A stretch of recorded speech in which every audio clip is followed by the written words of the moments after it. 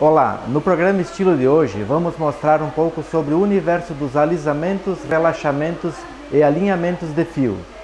Você sabe o que acontece quando começam a aparecer os fios brancos? Vamos mostrar um pouco o que acontece e quais os processos de coloração.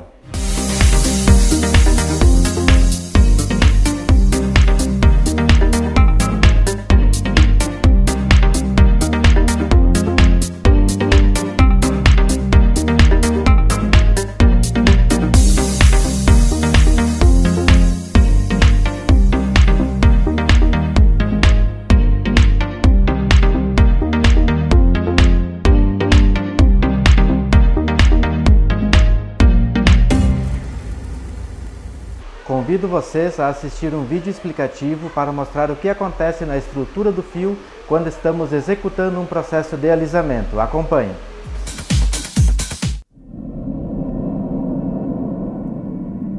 O cabelo pode tomar todas as formas.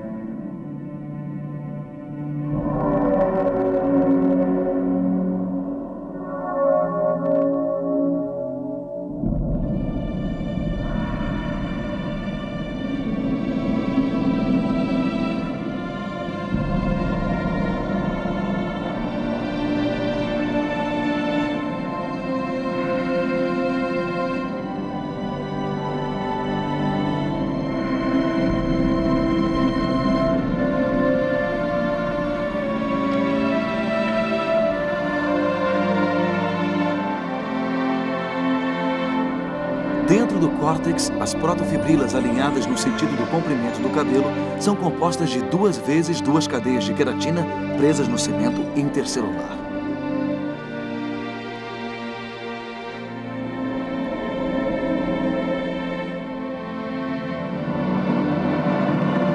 A coesão deste conjunto é assegurada por ligações ou pontes entre os átomos de queratina. É isto que dá ao cabelo sua força e sua resistência.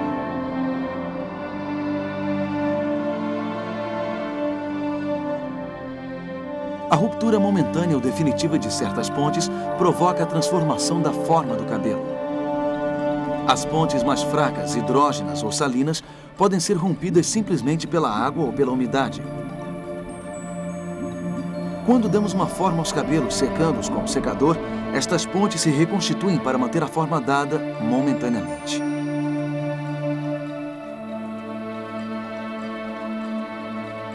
Em suma, outras pontes mais fortes tendem a levar os cabelos à sua forma inicial. São as pontes disulfuradas.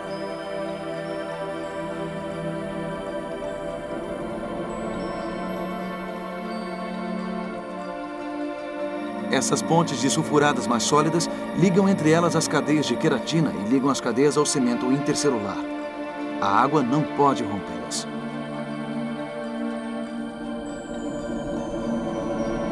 Os redutores provocam a separação das cadeias e do cimento que os envolve. As cadeias queratinizadas tomam então uma posição diferente.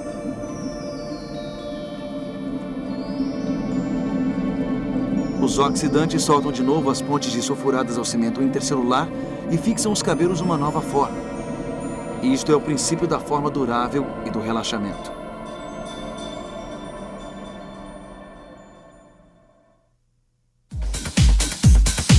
Hoje vamos falar um pouco então sobre alisamento definitivo, alisamento à base de etilglicolato de amônia e relaxamento à base de hidróxidos, hidróxido de cálcio, que é conhecido como a guanidina, e hidróxido de sódio. No alisamento definitivo à base de etilglicolato de amônia, sempre em todos os processos é fundamental fazer o diagnóstico do fio e qual a indicação do procedimento a esse cabelo. Nós vamos falar um pouco hoje sobre o que acontece na estrutura do fio quando estamos executando esses processos. Quando executamos um processo de definitiva ou alisamento à base de etilglicolato, é importante a gente saber que nós estamos mexendo na estrutura do fio. Então vamos mostrar o que acontece quando a amônia do etilglicolato entra em ação no fio do cabelo.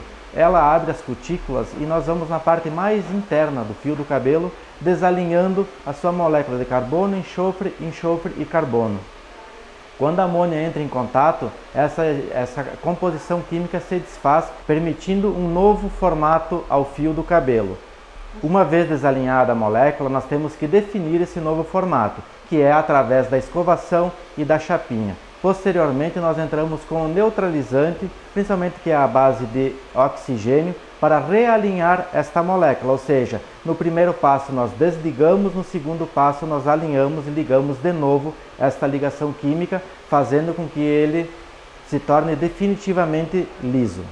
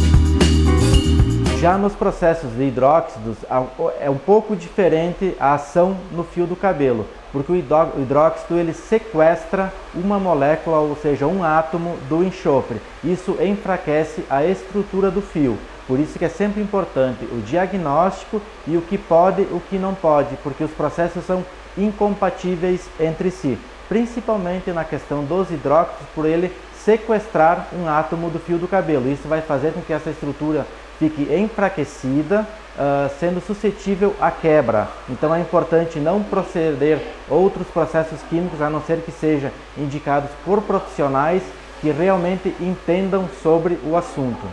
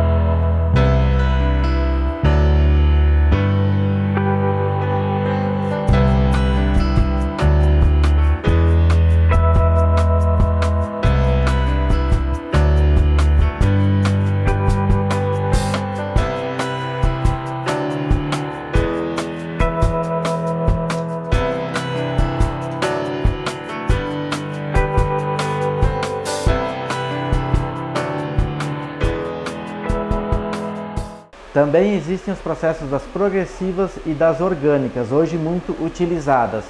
Esses são processos um pouco diferentes que vamos abordar em outro programa.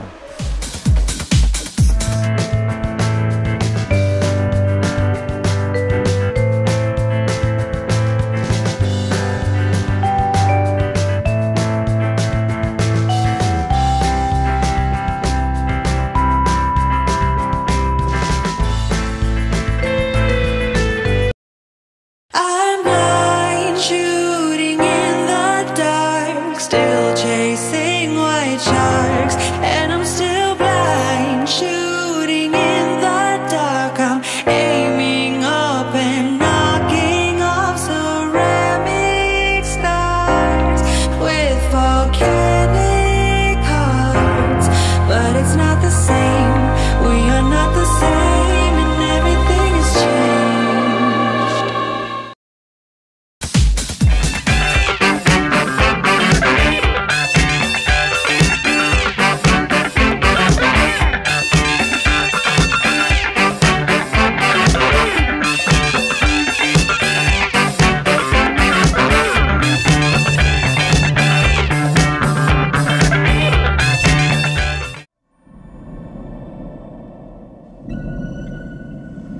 Ao cabelo se pode dar todas as cores.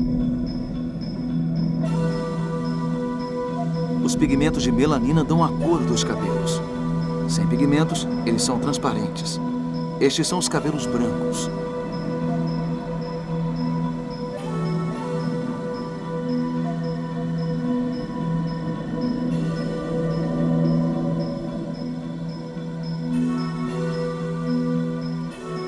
Os pigmentos de melanina são produzidos dentro do bulbo piloso pelos melanócitos. Dentro dos melanócitos, uma molécula, a tirosina, sob influência da tirosinase e de uma série de oxidações, se transforma em melanina.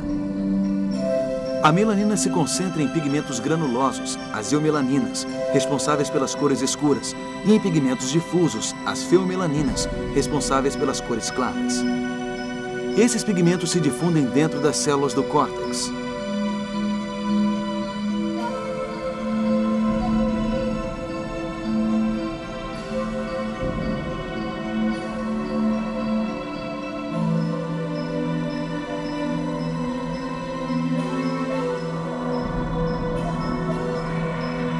Logo assim que a atividade da tirosinase cessa, não há mais produção de melanina. Os cabelos brancos aparecem. Os pigmentos são parcialmente destruídos pelo oxigênio do ar. Essa oxidação é favorecida pelo sol, o calor e a umidade. É o clareamento natural da cor dos cabelos.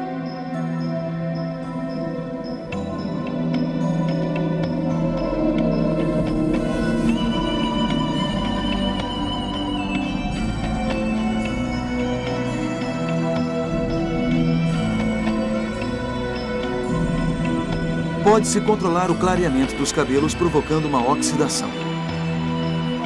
Os pigmentos desaparecem progressivamente. Os cabelos se descolorem e passam por diferentes etapas.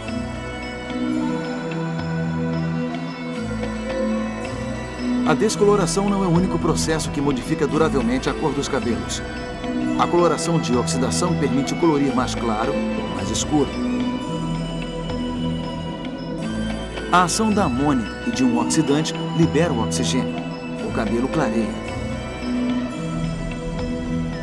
Ao mesmo tempo, a formação de corantes no interior da estrutura do cabelo o colore.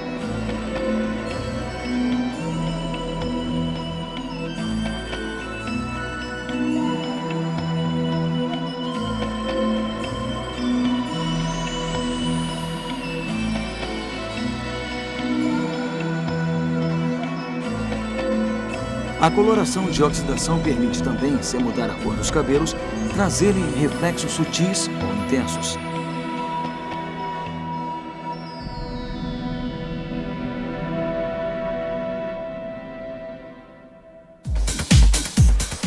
Quando os indesejáveis começam a aparecer e você busca um serviço de coloração, é bom sempre saber um pouco sobre esse assunto também. No mercado hoje existem muitas colorações e muitos princípios ativos também. É sempre bom frisar que todos os processos profissionais sempre são mais voltados à saúde do fio do cabelo. Hoje existem colorações à base metálica, existem colorações à base de amônia, enfim, entre outras. Existem as colorações temporárias, a semi-permanente e demi-permanente. É sempre bom saber qual é a mais adequada ao seu fio de cabelo e ao resultado que você busca. O tonalizante, como ele é conhecido, ele tem poder de cobertura de até 50% em alguns casos. Em outros casos, nós precisamos buscar uma coloração de oxidação, ou seja, ela vai revelar o pigmento contido nela e vai dar a cobertura necessária a esse branco. Sempre temos que considerar o fundo de clareamento de cada cliente. Os tons indesejados, quando a gente processa uma cor, que ele puxa para cores que nós não gostamos, é principal o cabeleireiro conhecer sobre os fundos de clareamento e sobre a neutralização e matização dessas cores. Porque às vezes a cliente escolhe uma cor na cartela, mas para que ela saia nesse resultado, nós precisamos misturar pigmentos e nuances. Então sempre converse bastante com seu profissional sobre a coloração que ele usa, sobre quais os cuidados e como será processado esse cabelo.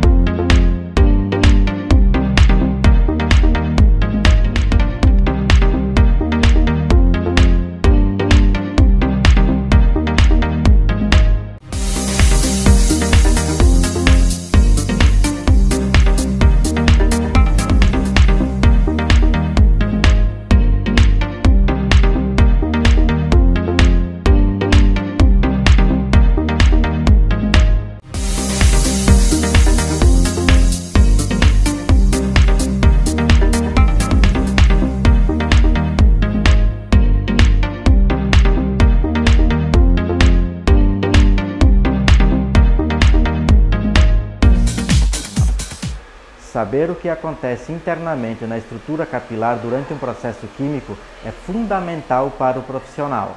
Por isso a importância de gravar um programa falando sobre esse assunto.